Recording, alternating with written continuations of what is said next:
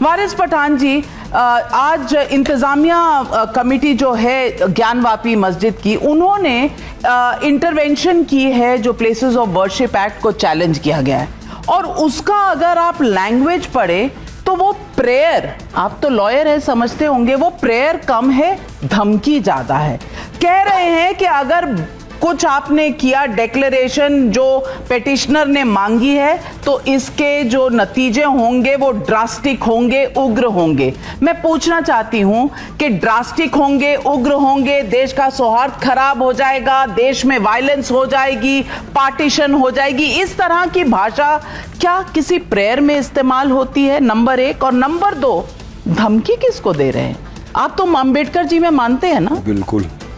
देखिए नविका जी, सबसे पहले मैं शुरुआत करूंगा तो मैं यही कहूंगा कि आज तो 6 दिसंबर है, ब्लैक डे डेमोक्रेसी का है। 1992 के दिन हमारी बाबरी मस्जिद को धोखे से शहीद कर दिया गया था। उस वक्त भी हमने कहा था कि अगर यही चलता रहा देश के अंदर तो देश को किस दिशा में लेकर आप चले जाएंगे।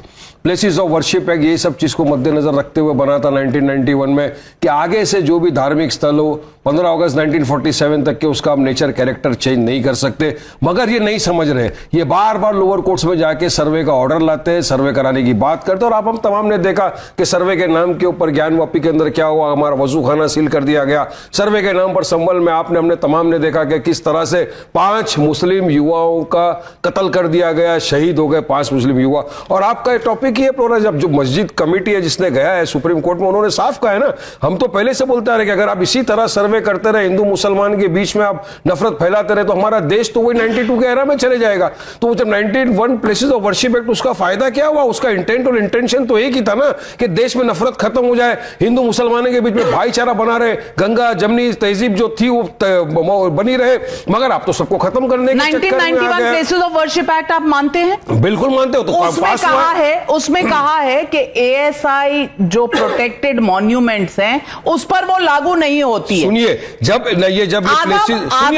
पूरा एक्ट तो नहीं मान सकते। बहुत अच्छा टॉपिक आपने छेड़ा है। जब पार्लियामेंट में लोअर हाउस में और अपर हाउस में चर्चा हुई थी प्लेसेस ऑफ वर्शिप एक्ट को लेकर, उस वक्त सारी चीजों को मद्देनजर रखते हुए चर्चा किया गया था। उसमें एएसआई प्रोटेक्टेड मॉन्यूमेंट भी थे, उसमें जो प्लेसेस ऑफ वर्शिप जहां जहां मॉन्यूमेंट, दरगाह, मस्जिद वगैरह मंदिर थे, सब चीज को मद्देनजर रखते हुए चर्चा हुई और सबको मद्देनजर रखते हुए प्लेसेस ऑफ वर्शिप एक्ट 1991 बनाया गया। अभी आप अगर लाओगे कि नहीं उसके अंदर टेक्निकल ये निकाल के कि एएसआई हमको सर्वे अलाउड है, अरे एएसआई ने जो पिटीशन डाला था वो पिटीशन थी राइट ऑफ वे के लिए संबल में, लेकिन आधा एक्ट कभी भी आप सपोर्ट नहीं कर सकते, करना है तो पूरा करना होगा। लेकिन सुधांशु जी, ये वारिस भाई कह रहे हैं कि बड़ा डिस्कशन हुआ था।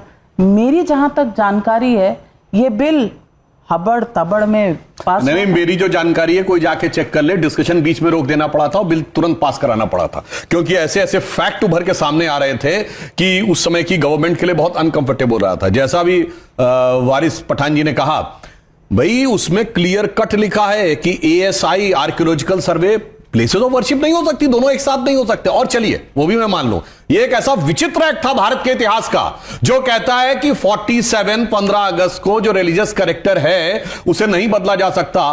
पर रिलीजियस कैरेक्टर की डेफिनेशन क्या है, ये एक्ट में कहीं नहीं लिखी। कौन कौन से मॉन्यूमेंट्स का क्या क्या रिलीजियस कैरेक्टर था, ये कहीं डिफाइंड नहीं है।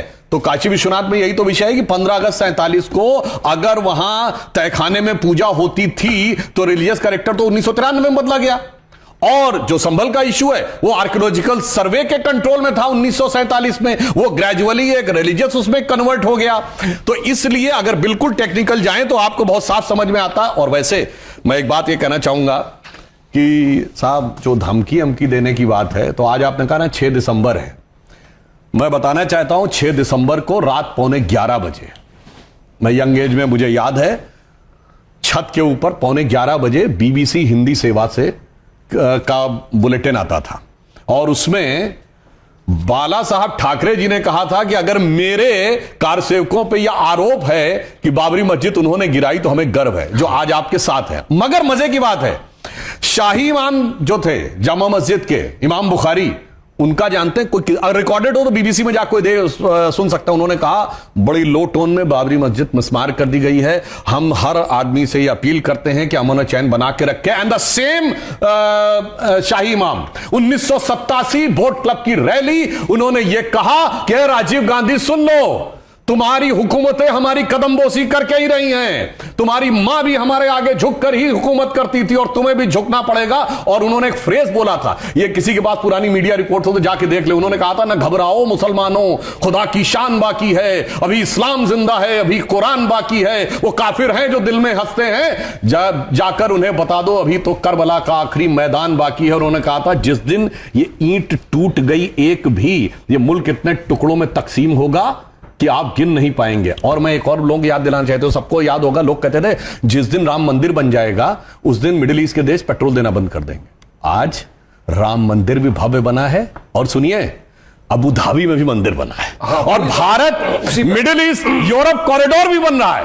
और मोहम्मद बिन सलमान G20 के बाद एक दिन एक्स्ट्रा रुके हैं भारत में व्यापार की बात करने के लिए। और लास्ट में एक बात और, सर गंगा जमनी तहजीब इसलिए है ना, दारुल उलूम देवबंद और मतलब देवबंदी और बरेलवी दोनों गंगा जमुना के मैदान में रहते हैं। सर जैसे ही अफगानिस्तान पाकिस्तान में चले जाते हैं एक दूसरे को मारने लगते हैं, अगर दसला फराद के मैदान में चले जाते हैं सीरिया इराक में जवाब काटने लगते हैं। दो चीज का जवाब आपको दूंगा। एक तो बाबरी मस्जिद का आपने कहा, तो मैं तो आज भी बोल रहा हूं, मेरा मान्यता है। विष्णु जैन जी जुड़ चुके हैं, आपका स्वागत है। स्वागत। दो चीज सुधांशु जी ने बहुत कही, मैं उनके ये वापस याद दिलाता रहूंगा। सुधांशु जी, मेरी मान्यता तो आज भी है, मेरी आस्था आज भी है कि एक बार जहां मस्जिद थी है ता कयामत तक रहेगी। आपने धोखे से हमारी मस्जिद को शहीद कर दिया, लेकिन आज देश ने एक चीज देख लिया है पूरी तरह से, दुनिया ने एक चीज देख लिया कि सुप्रीम कोर्ट तक ने कह दिया था कि वहां पर कोई प्रमाण नहीं मिले कि मंदिर को तोड़ के मस्जिद बनाई गई है, लेकिन आज एक प्रमाण पूरा दुनिया देख रही कि मस्जिद को वाकई में शहीद करके तोड़ के आपने मंदिर में बनाया है। बात नंबर 2, आपने कही बाल ठाकरे साहब खुश हुए थे, बिल्कुल बाल ठाकरे साहब, और ये साथ में आजकल कांग्रेस और समाजवादी। 10 सेकंड, बहुत इंपॉर्टेंट टॉपिक आज की बोलना चाह रहा हूं मैं। अभी जो इलेक्शन गए, मुसलमानों ने भर भर के वोट दिया उद्धव ठाकरे की पार्टी को, कांग्रेस साथ में थी, समाजवादी साथ में थी। आज उद्धव ठाकरे शिवसेना का जो है, उनका जो मेन नेता है मिलिंद करके, उन्होंने ट्वीट किया। क्या ट्वीट करके बोल रहे मालूम है? हमको गर्व है, हमने बाबरी मस्जिद को शहीद कर दिया। सोचिए 90% मुसलमानों के वोट लेने के बाद आज ये महाराष्ट्र के अंदर जो मुसलमानों के साथ धोखाबाजी, गद्दारी के जरिए, इसका आप कौन जवाबदारी देगा? मैं तो कांग्रेस वाले को बोलूंगा, मैं तो समाजवादी वाले को बोलूंगा, मैं राष्ट्रवादी को बोलूंगा कि शरद पवार जी आइए, बताइए क्या आप इस बात का खंडन करते हैं, आप इस बात का सपोर्ट करते हैं कि 90% जिन्होंने आपको वोट दिया उनका नेता आके बोल रहा है कि हमको गर्व है, हमने बाबरी मस्जिद को गिराया। अब ये मुसलमानों के साथ धोखा नहीं हुआ तो क्या हुआ? ये मुसलमानों के पीठ में खंजर नहीं भोंका तो क्या हुआ? आप बार बार बात करते हैं कि सुप्रीम कोर्ट की जजमेंट ने कहा कि यहां कोई मंदिर नहीं था। सुप्रीम कोर्ट ने कहा कि इसके नीचे एक स्ट्रक्चर था, लेकिन वो इस्लामिक नहीं था। एक मिनट, मैं बताता हूं। सुप्रीम कोर्ट ने जो कहा, उसने कहा 12वीं शताब्दी से पहले यहां पर कोई मंदिर था, उसका आर्कियोलॉजिकल एविडेंस नहीं मिला। और मैं चुनौती से कहता हूं, अगर आप डॉक्यूमेंट्री एविडेंस को नकार दें तो 6 दिसंबर 92 से पहले वहां कोई स्ट्रक्चर था, इसका कोई आर्कियोलॉजिकल एविडेंस आज नहीं है।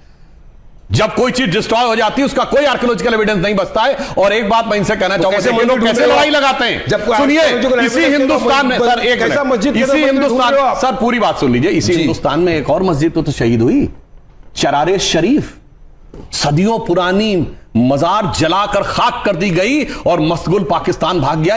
एक मुसलमान उसके लिए छाती नहीं पीटता। और किस लिए शहीद की गई? कि मजार कुफ्र है। बताइए, मुसलमानों की सबसे बड़ी मस्जिद, एक मिनट सर, हजरत बल, जहां मोहम्मद साहब का बाल रखा है, जिसे मुई मुकद्दस कहते हैं, वहां पर आतंकवादी घुस के कब्जा कर लिए, किसी ने नहीं कहा कि वो नापाक हो गई। इनको लड़ाई लगवानी मुसलमान में, इसलिए सुप्रीम कोर्ट ने जिसे डिस्प्यूटेड स्ट्रक्चर कहा, विवादित ढांचा कहा, उसे बाबरी मस्जिद कह कहकर इन लोगों ने लड़ाई लगाने का काम किया। कुछ नहीं, बाबरी मस्जिद थी है ता कयामत तक इंशाअल्लाह ताला रहेगी। और हम 6 दिसंबर 1992 के दिन हुआ, उसको हम ब्लैक डे डेमोक्रेसी का बोलते रहेंगे। और एक मस्जिद आपने छीन लिया सुधांशु जी, अब और हम मस्जिद आपको छीनने नहीं देंगे इंशाअल्लाह। संविधान के दायरे में धमकी है क्या? नहीं, ये धमकी है क्या? यही जमात ने आज कोर्ट में भी कहा। आप बार बार ये कहते हैं संविधान के दायरे में रहकर अपनी बात करते संविधान कहां से आ गया? जब आप अयोध्या का वर्डिक्ट नहीं मानते, जब आप कोर्ट की प्रक्रिया नहीं मानते, तो संविधान के आप कैसे बिलीवर हो गए? लेकिन मैं जमाई साहब से पूछना चाहती हूं, अमीक जमाई साहब, एक तो ये बोलते हैं जो बोलते हैं, दूसरी तरफ से राम गोपाल यादव जी बोलते हैं।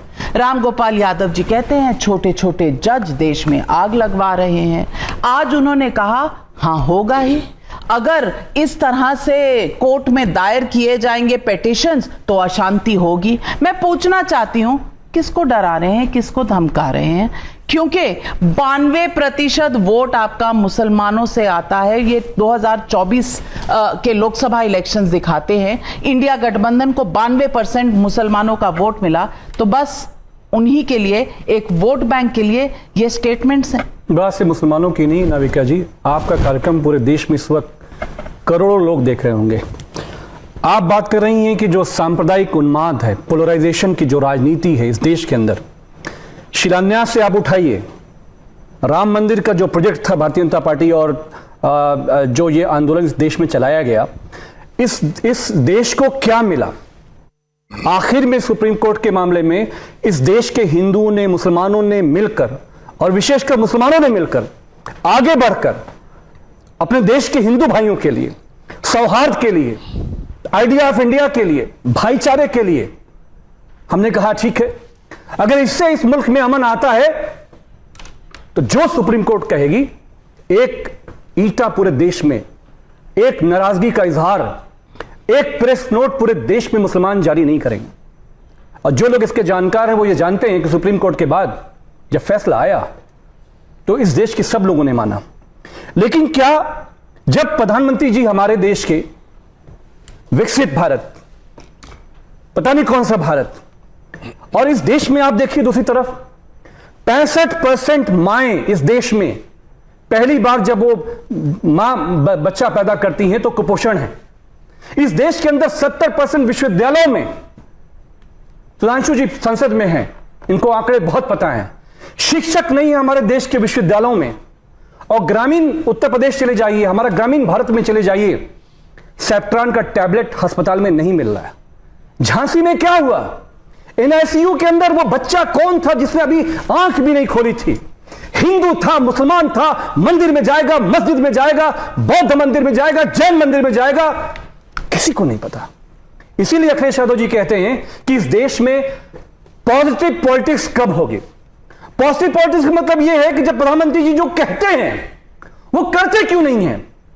क्या यह बात सही नहीं है कि पुष्पमित्र शुंग का, जब हम इतिहास में जाएंगे, हम इतिहास के छात्र रहे, स्टूडेंट रहे, पुष्पमित्र शुंग ने इस देश के अंदर यहां से लेकर अफगानिस्तान तक, नाविका मैम, पूरे देश में उसने जो है बौद्ध मठों को जमीन में दफना दिया। आपका नाम बताइए, हवा मत दफना दिया था। कोट करिए सोर्स, और सोर्स कोट करिए, हवा में झूठ मत बोलिए, सोर्स कोट करिए, सोर्स कोट करिए, सुधांशु सोर्स कोट करिए, और एविडेंस नहीं, एविडेंस किताब बताइए, सोर्स किताब बताइए, और सुनिए, फैक्ट पर बात जैन मंदिर, अच्छा ये जैन मंदिर, गुजरात में जैन मंदिर, जहां भारतीय जनता पार्टी को मौका मिलता है जैन समाज पर चढ़ाई करने का काम करते हैं, और एक सैकड़ों साल पुरानी मंदिर पे हिंदू समाज के लोगों ने कब्जा कर लिया। और गोमती एविडेंस है, गोमटगिरी आंकड़े हैं, गोमटगिरी, गोमटगिरी मध्य प्रदेश में क्या हुआ? कोई डॉक्यूमेंटेशन है जिसके बेसिस पर आप ये गोमटगिरी मध्य प्रदेश में क्या हुआ? हमारे जैन साहब बैठे हैं, हो सकता है कि गैर हिंदू हैं, जैन समाज की भी इनको थोड़ा चिंता हो, ये बता देंगे।